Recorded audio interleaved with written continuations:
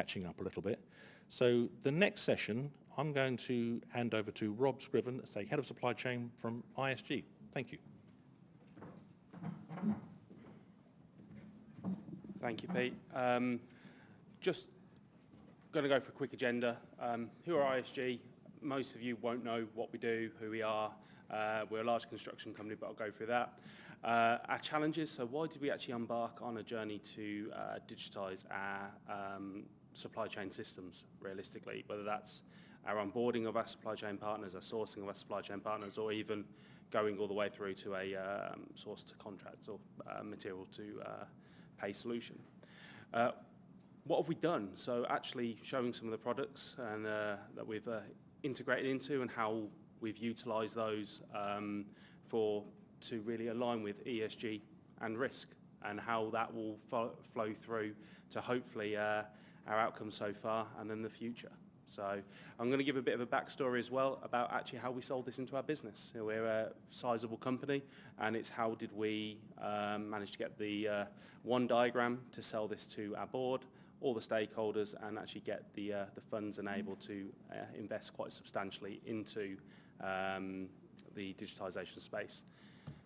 So ESG, we're a global construction company. We don't do any infrastructure. We don't do any FM. All we concentrate is in buildings. We have a number of business units across the globe, predominantly doing fit out, public sector work, data centres, high-tech manufacturing, distribution centres. We are a full global business. We have over 3,500 employees and turn over about 2.5 billion. So a sizable organisation, and we looked for a complete global solution to our, realistically, the management of our supply chain. With our business, unfortunately, we all worked in separate ways. So this was about streamlining one process and really making sure that we had aligned ourselves with the most efficient way possible, analysing all the different business units and what was best for ESG. So our key challenges. So only in the UK, we've got 7,500 supply chain partners we could call on at any point in time. We had a really fragmented ESG risk mitigation process. It was a lot of Excel-based, a lot of alerts coming through, nothing that was all summarised in one place where we could view and actually act upon it before it became an issue on one of our sites or within one of our offices. 94% of our supply chain were SMEs. So again, and even the next statistic, 1,400 companies had less than 10 employees. So even trying to bring them through an onboarding journey or actually getting them involved in a system, I've stood in front of the closest top 80% of my supply chain and tried to talk to them about multi-factor authentication. I got blank faces stared at me. They didn't understand systems. They still don't understand systems, and it's bringing on that journey and actually helping them, giving them the education, the training to utilise systems, not only for our point of view, but actually it's transparency to them as well. There was no standardised PQQ system across our legal entities or our countries. So there was, when we wanted to search, say a client said, oh, I want you to do a job in Japan, we had no way of searching for that. So now we're standardising our pre-qualification system. Obviously being construction, health and safety is really important, quality is really important, and now thanks to our clients, and comes on to another point, ESG, sustainability, significantly important to us. We're writing new strategies, we're one of the leaders in the industry, and now probably our Achilles heel is actually our supply chain. Can they keep up with the pace that our clients want and ESG want to build on? All of our risk mitigation, all the things that we were doing was proactive. We wasn't doing anything, reactive. We weren't doing anything proactively. We weren't looking at what was going on in the market, what was going on social media, news feeds, all those bits before we place an order. We place an order and then find out there's a problem.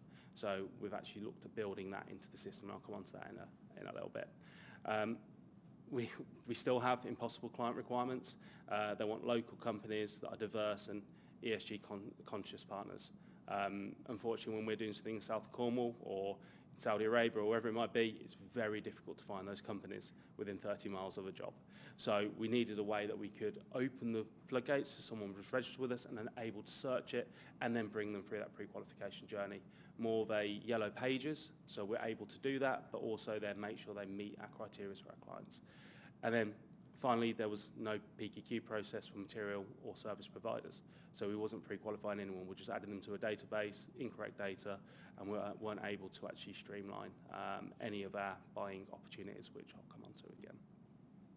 So I said, what have we done? So to make this really easy, this is actually what I sold to my business. And creating this slide, I know, Karen, you've seen it a lot, Pete, you've seen it, but we've said we've got a lot of common data in the industry. Public data, some we have to pay for, some we don't, but there's a lot of public data we could get access to and integrate directly into a system that we want at the heart of our supply chain. That doesn't take the people element out of it, but the idea is this controls the data alignment. It controls the way we operate across the piece. So we've got the data interaction. So construction line is very construction focused as per the name, but that is a common assessment standard for construction companies in the UK. We aligned all our PQQ question sets to that, and we're actually been able to streamline our PQQ process utilising that integration. Dun & Bradstreet, obviously most will be aware of that, but not only utilising that as an integration directly into Streamline, the financial pre-qualifications and then the ongoing risk assessments, but actually acting upon the daily alerts and assessing not just the Dun & Bradstreet, but some of the other parts of the PQQ to try and get a view of if someone likely to fail, what can ISG do to support them. Integrity Next, so this is a new one for us. This is actually social media monitoring and newsfeed monitoring of our supply chain partners and integrating short form, globally recognised ESG questions to be able to red, amber, green our supply chain partners, and therefore look at where do we need to release education modules, how can we support them on our supply chain's growth. We had our own financial data coming in, we had them also access to the system so that way the vendor could input, and then finally you've got your single sign-on, because I hate remembering passwords, it's a nightmare, I've got too many as it is.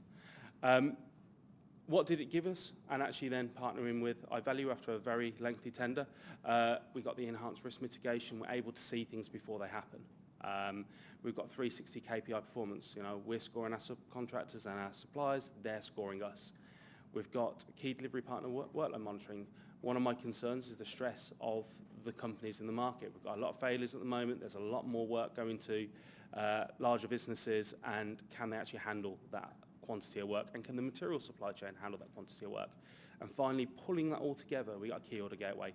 Before an order's placed, you've got a risk centre, you can review it, and you can mitigate the risk before that order actually lands on someone's desk. As I mentioned earlier, we're multiple business units. The one challenge we have, we might do anything from a £10,000 job all the way up to a £750 million job.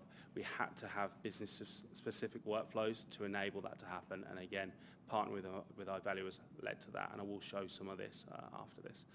The benefits we got out of it, so digitisation of the P2P process, we're part of the prompt payment code, being able to pay on time and actually be transparent with our supply chain and where they are in the journey. Is this stuck in an invoice dispute? Is there a PO? Is there not? It gives our supply chain full transparency. We've got global vendor accreditation. Doesn't matter where they work in the world or the different compliance legislation issues, we can pre-qualify them in the same way across the piece and actually search that to make sure that we, when we hit a new market, we can get the right partner for the job. We've got advanced vendor search facilities, so we're able to, as I mentioned earlier, search across the piece, but we can actually bring ESG into that again. So we've got the ability to search on people that are only green across ESG categories. Are they SMEs? Are they diverse owned? And we can start to answer the questions for our clients, but also do the right thing and start to promote these companies across the width and breadth of ISG.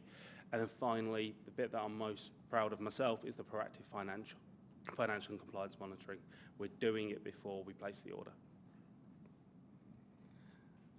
So outcomes to date, this is actually our PQQ process now, and thanks to TSM and the team, I've actually got the workflow we've got in there. There's multiple approvers now. Previously, we'd only really approve health and safety, but we're able to send different questionnaires, different languages out to our supply chain, have the right approver per that location, that business unit, review it, approve it, and actually get those companies through the PQQ process as quickly as possible.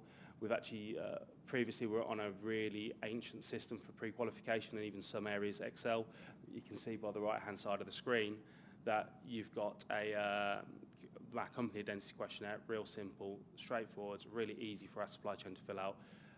mentioning that MFA, getting people to do our supply chain to do multi-factor authentication, they would have never been able to do anything more complicated than that, being honest, or the majority won't, especially considering that 1,400 less than 10 employees, and a day out completing a PQQ to them is profit margin. So it's about making it as easy and not allowing them to lose money.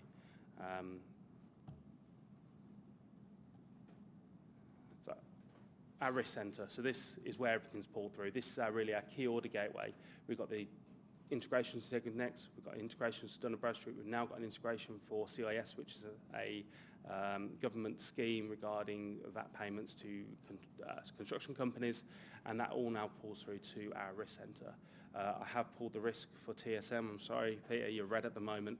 It is actually ISG's fault as well, so. But you can see pulling through on here, overall risk level of red, that means someone needs to mitigate it. We don't have a blacklist of companies that we will not engage with. It's about how do we mitigate that risk. You got health and safety coming through Integrity Next. Anything in social media that's negative, we will be alerted to that. And if it's health and safety, we might not want that company on site. If they've had a fatality recently, if there's been something that's happened, we're able to see it, we're able to act upon it before the order's placed. Dun & Bradstreet coming through, and if on this as well, any red, amber, green that the RAG score that the finance team would put in as part of PQQ would go into there as well. Terms and conditions, have we got agreed terms and conditions? Can they be found in the document centre? All in the system itself. Sustainability, so again, Integrity Next, is there anything negative with human right and labour with the company? Is there anything negative with social supply chain responsibility? We've got it all in there so we can act upon it, and it's being able to do that and do it proactively that's key. And that's predominantly what was our phase 1 of the system. We actually have 3 phases. We're at the end of phase 2 at the moment, about to go on to phase 3. But phase 2 was the material to pay side. So I wanted to show you a catalogue, and this is meant to be about ESG. So this is actually something ISG's done away from the system, but utilise the system to promote it.